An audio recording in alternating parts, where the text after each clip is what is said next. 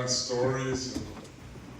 And Andrea's funny. He said, yeah, she wants to wash her feet. I said, you washing my feet? Wash your own husband's feet. She said, you want to do a manicure or a pedicure on you? I said, hey, practice on him first.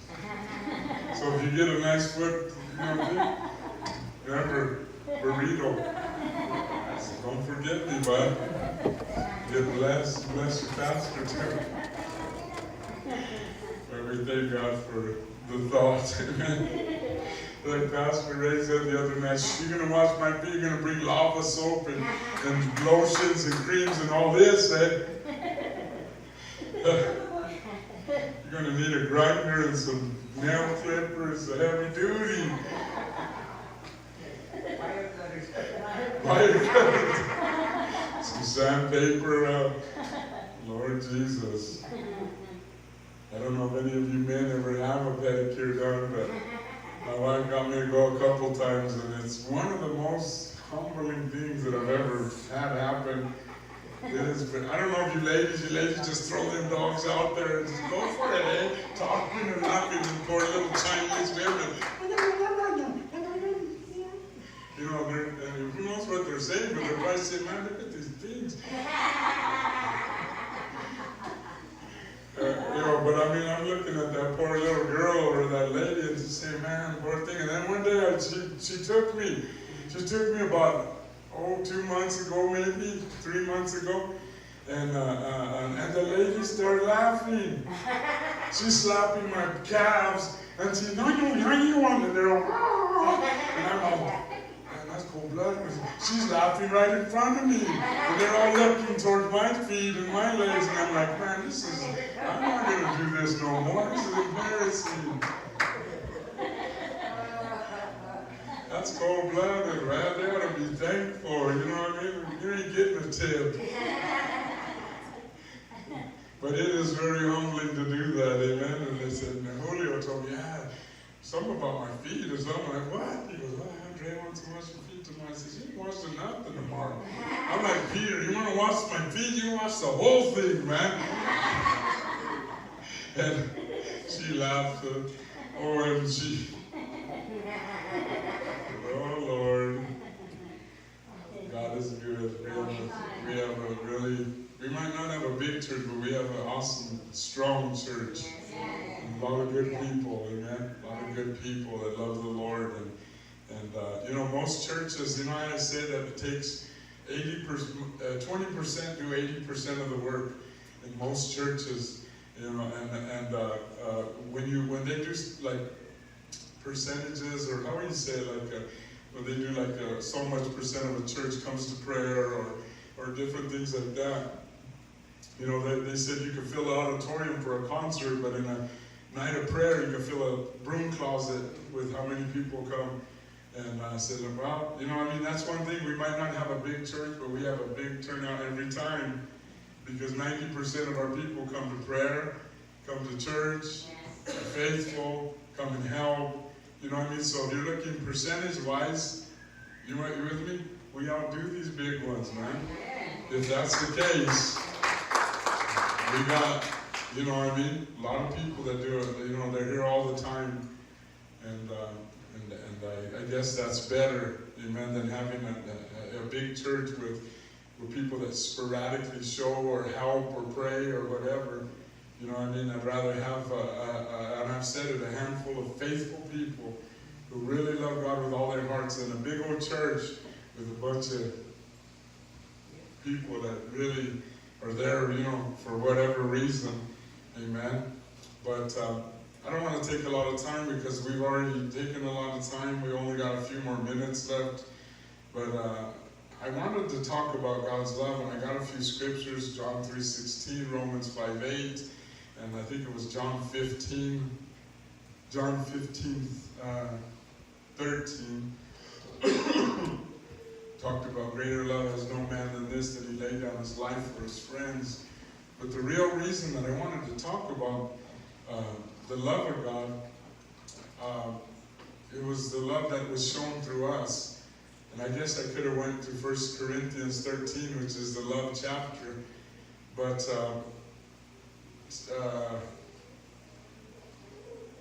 my stepdad, my father, the dad, the only dad that I've ever known, is lying in a bed this morning, and he's not far from death.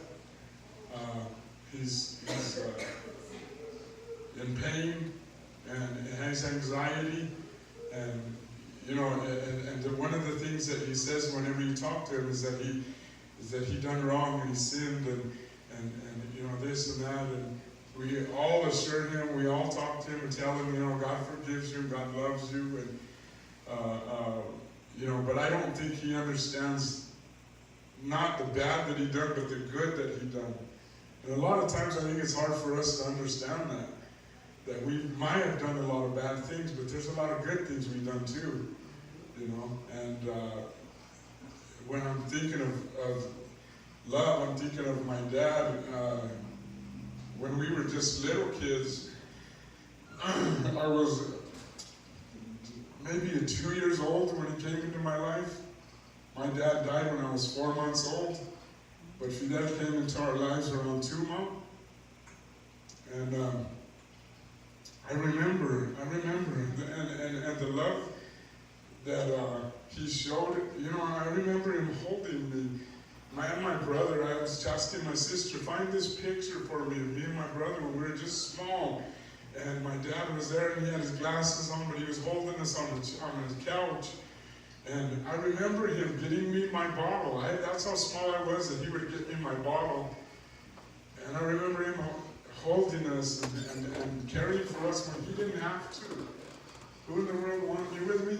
He didn't have to do that, to take another man's kids on and as a responsibility and do that. And I remember the love that he had for us, and it reminds me of the love that I have with God now. People, that's why I try and explain to people, it's not a religion, but a relationship with God. And I've done a lot of, even as a Christian, I'm not perfect, I'm far from it. And God's never failed, He's never given up on me. He's never given up on me. He's never, I'm sure He's been disappointed at times, but, maybe the way I've acted or behaved or things I've done, but He's never quit and He's never given up on me. And my stepdad, that's what I remember. I remember growing up, and I loved him so much, and I wanted so much of his attention, and I would go, he would teach me how to change a tire, or he would teach me how to work on the car, how to wash the car, how to paint, how to do different things. And I always wanted that affection and that attention so bad that I never got, never really got from him, but I desired it so much. And I don't know what it was. I don't know if it was me or in us, or as because men try to be so tough and so, alpha male and all this other stuff. But it's like, I wanted that love from my dad, and I never really got that. Because I never knew my father, but I remember the love that the small, the little amount of times that he was there, and he helped us, and he showed us things, and he would, I loved him so much, and my whole desire growing up was this, that he would always go to the Silver Spur, to this bar right over here on the Lower East Side, on the bottom of 4th Street. They would always go over there and they'd play guitars and he'd go drink and stuff. And my whole desire growing up was I couldn't wait till I was 18 years old where I could go sit in a bar legally with my dad and be right where he was in that bar. So that's how bad I wanted to be around him. That's how bad I wanted that affection from him, like that fatherly love, And growing up, growing up and I said the other day, I said so many times that he was so mean to me. I don't know if he was really mean to my brother. I think he was probably mean to both of us. But he was so mean, and he would do stuff, and And man, there was one time where I was so angry at him. I remember him saying I was so drunk, and he would tell me the truth, though. It was the truth. It wasn't that he was, when he told me stuff, it was so that I could change, so that I could do better for my kids. He'd tell me, you don't even love your kids. If you loved your kids, you'd be there for them. And this and that, and I hated him for saying that. And I remember one night I felt like, man, I want to kill this man. And I was so drunk, and I was so messed up. You know what I mean? I remember writing a letter to Susan, and she had left me already, and I was writing a letter, and I remember I was drunk, and I was sitting at our kitchen table, and he had talked stuff, and I was so angry, man, I felt like stabbing him. That's how mad I was at this man for telling me stuff about my life. You with me? And yet, when I got saved and when I grew up and when God began to teach me, what it is to be a dad, what it is to be a father, I started understanding his ways, and the things that he would say was that he didn't know any better. You know what I mean? He would say stuff and it sounded mean and stuff, but he really wanted the best for me. And you know what I mean? And I had to come to a place, in my life where I had to forgive him. I had to forgive him for the things, because I remember the things he would tell me, that I was good for nothing, that I was a lazy bum, that I was this and that, and I tell people, that's like a self-fulfilling prophecy. That's exactly what I became. Everything he said is what I became to spite him. And I said, you know what, when I got saved, God started, and it took years, believe me, it took years to forgive him. And God dealt with me, and you know what I mean, and I was like, man, and I love this man so much. And I don't think, sometimes my sisters understand that, because they think it's like their dad. This is your dad, and this is my dad, and that's your mom, and you know what I mean? And it's like, no, that's my dad too. He was my dad since I was 2, and in between we had some rough times, but I learned to forgive. And when you learn to forgive, automatically love comes. Love is what helps you forgive. Love is what, you with me, makes you, want to forgive somebody. Because you want to be like him. And God forgave us. He forgave them on the cross when they crucified him there. He said, Father, forgive these men, for they know not what they do. He looked not at what they did, he looked at their hearts, he looked at their past, he looked at the love they had from their parents, he looked at the you know what I mean? And he forgave these individuals that hung him on a cross. And I said, if God did that for him, how can I not forgive my dad? How can I not forgive this man? And even growing up as a Christian, even from 19 on, man, he called me names. He said I was Jim Jones. He said we were, this and that. And I don't want to say the bad things, you know what I mean? But he said a lot of hurtful things, even as a Christian man, that I wanted to knock him out. And yet, you know what I mean? How do you forgive people that persecute you like that? God commands us to. He said, if you don't forgive others, your Heavenly Father won't forgive you your trespasses. And that's not why I did it. I did it because I love my dad. I did it because God put a love inside my heart. How can I love a stranger, a homeless man, that I can't even love my own dad? And God put that love inside my heart. And every time I go see him, and every time you with me, you know what I mean? And I think sometimes they think,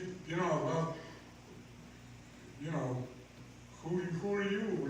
You shouldn't even care. No, you don't tell me that. That's my dad in there. I don't care if it's your dad or not. That's my dad in there too. You with me? And then nobody's going to keep me out. You with me? And yet, you know what I mean? But it's the love. When I walk in there and I talk to him, he knows. He knows the love. He knows the forgiveness. And it wasn't, how long ago was it? 3 years ago? 5 years ago?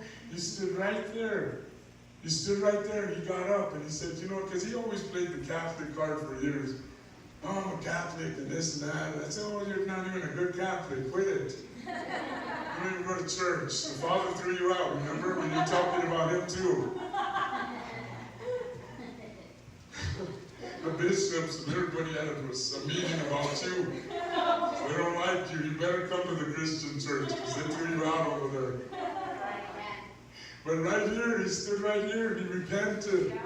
And he said, I want to be a Christian. I want to accept Jesus Christ as my personal Lord and Savior. And we prayed with him. I don't know how many of you remember. Right there, he accepted the Lord. And somebody said, did he accept the Lord? I think it was Uncle Chewy. I said, yes, he did.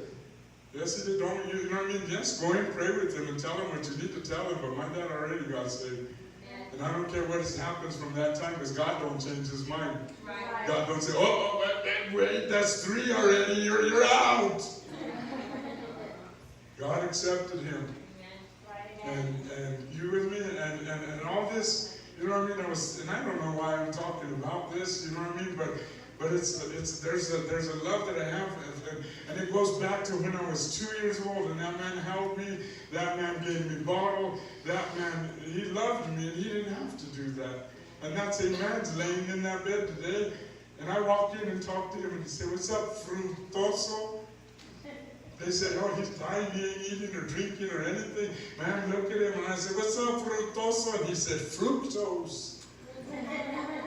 He said, that's my dad's name. I said, I know. And I said, I love you. And I got to tell him the other day, I love you, Fiat. I love you and I forgive you. And I wanted you to know how that you're my dad and that I love you. And I don't care what anybody else says. I don't care what my sisters say. I don't care what, you with me? That's my dad. And I love you, and I told him, and you know what I mean? And I try and tell him, God loves you, that God forgives you. Forgive yourself. I told my mom, I said, with his luck, he might outlive us all. I said, I hope he springs out of that bed. I said, and I guess I shouldn't have said it. I said, I hope he throws everybody the finger and walks home.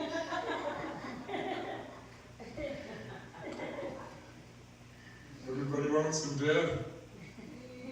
But he's holding on, he won't quit. He's stubborn.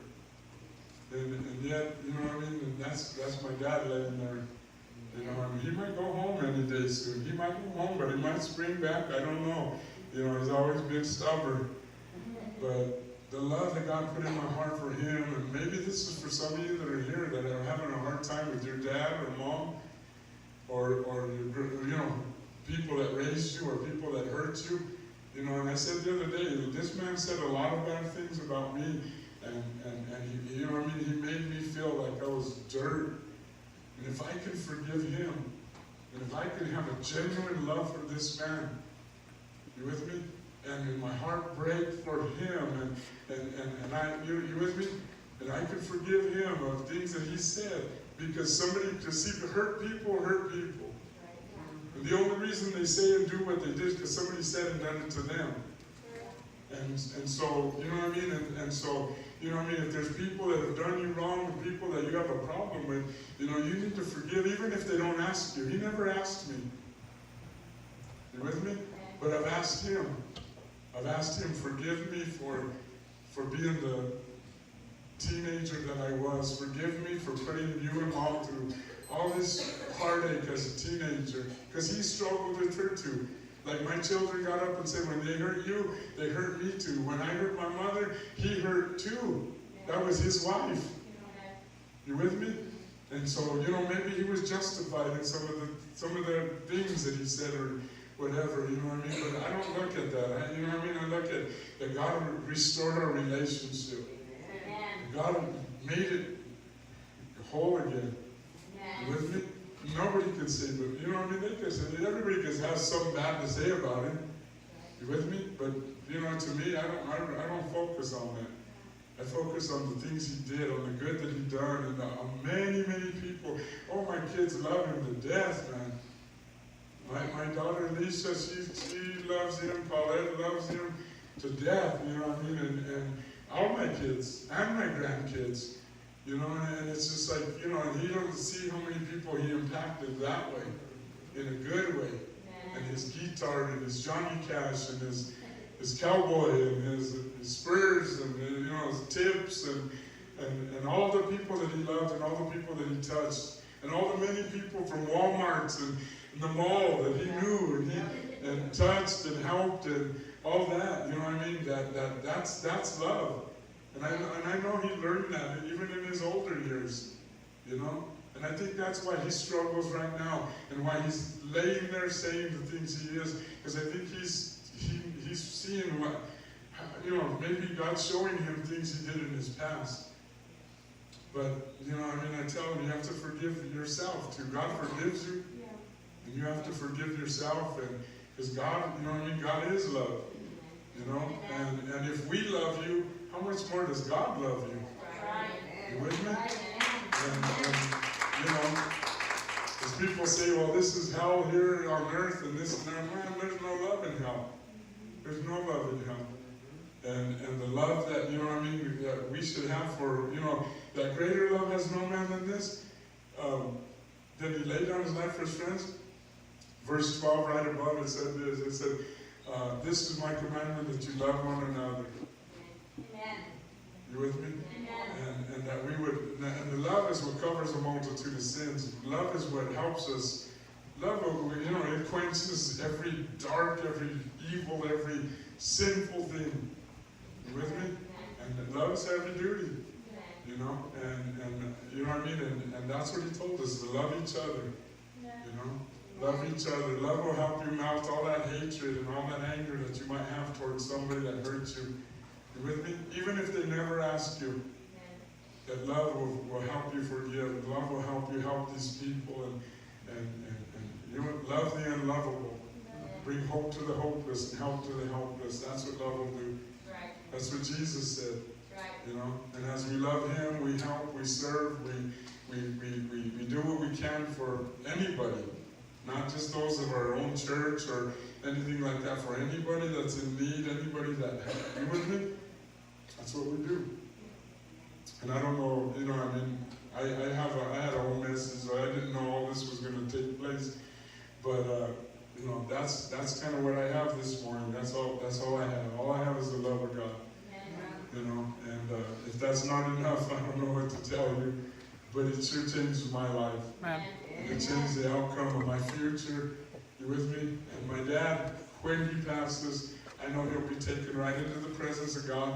And he might, you know, it may take him a while to accept it. And you know, because a lot of times we feel like we deserve to go to hell. But Jesus died so we don't have to. He took our place, you know, and I thank God for that. And so, would you keep my father in prayer, amen, and ask God to help him and bless him and give him peace in his heart, and his will be done, amen. Would you stand with me this morning?